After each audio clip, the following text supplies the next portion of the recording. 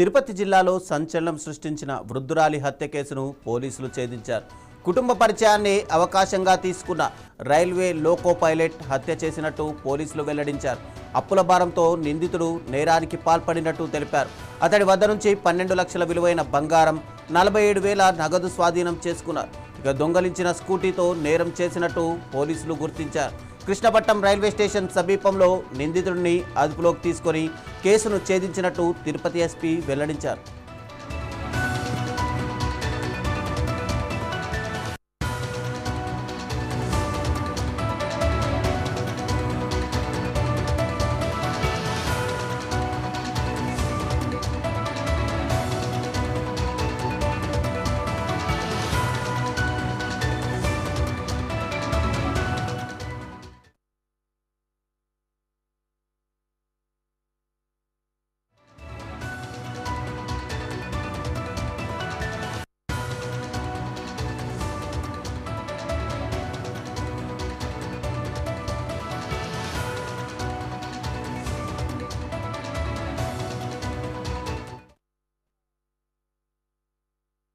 Police station లిమిట్స్లో 69 సంవత్సరాల రుద్రాల్ని murder for gain చేయడం జరిగింది.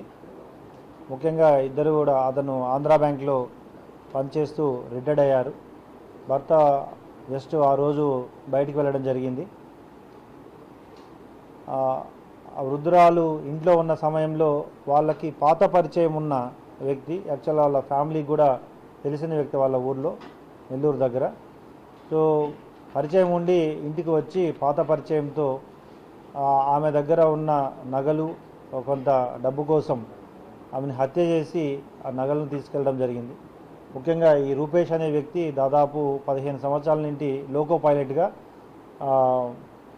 నెల్లూరులో పనిచేస్తున్నాడు. ఇతను కేవలం అతని యొక్క దురలవాట్లకి అప్పులు ఎక్కువ చేయడం, సో పరిచయం ఉన్న వీళ్ళు రిటైర్డ్ ఆఫీసర్స్గా ఉన్నారు కాబట్టి వీళ్ళ దగ్గర ఎక్కువగా నగలు, డబ్బులు ఉంటాయనే ఒక దురాలోచనతో ఇంటికి వచ్చి తెలిసిన వ్యక్తిగా ఇంట్లోకి వచ్చి ఆమెని కిరాతకంగా చంపి నగలు, దొరికిన నగల్ని దాదాపు 12 లక్షలు విలువ చేసే నగలు, కొంత డబ్బు తీసుకెళ్ళడం జరిగింది. చాలా క్రిమినల్ ఇంటెన్షన్తో ముందే హెల్మెట్ పెట్టుకోవడం, స్కార్ ధరించడం, ఒక బుర్ఖాను కూడా తీసుకొని వచ్చి హత్య తర్వాత దాన్ని ధరించి అతను మోటార్ సైకిల్ కూడా దొంగిలించి తీసుకొచ్చాడు. సో రకరకాలుగా అతను క్రిమినల్ ఆలోచనతో ఈ అఫెన్స్ చేయడం జరిగింది. ముఖ్యంగా అఫెన్స్ జరిగిన తర్వాత ఇమ్మీడియట్గా అడిషనల్ ఎస్పీ క్రైమ్స్ మరియు additional SP law and order ఆధ్వర్యంలో DSP Chandragiri, inspector and crimes విభాగాలు, ఇన్స్పెక్టర్ రూరల్, క్రైమ్ ఇన్స్పెక్టర్స్ అందరూ, క్రైమ్ డిఎస్పీ అందరూ కలిసి సెపరేట్ టీమ్స్ ఫామ్ చేసి అటు టెక్నికల్గా, సాంకేతికంగా ఉన్న ఆధారాలన్నింటినీ సేకరించడం జరిగింది. వెహికల్ని ఎక్కడ దొంగతనం చేశారు, అదేవిధంగా ప్రాపర్టీని కూడా ఇంటాక్ట్ రికవరీ చేయడం జరిగింది మొత్తం అతని సమక్షంలో. ఈ క్రైమ్ ద్వారా ప్రజలకి తెలిసిన వ్యక్తులతో కూడా జాగ్రత్తగా ఉండాలి. ఈ ఇంటి దగ్గర సీసీ కెమెరాలు లేకపోవడం అనేది చాలా ఇన్వెస్టిగేషన్కి ఇబ్బందికరంగా పరిణమించింది. ఇటీవల కాలంలో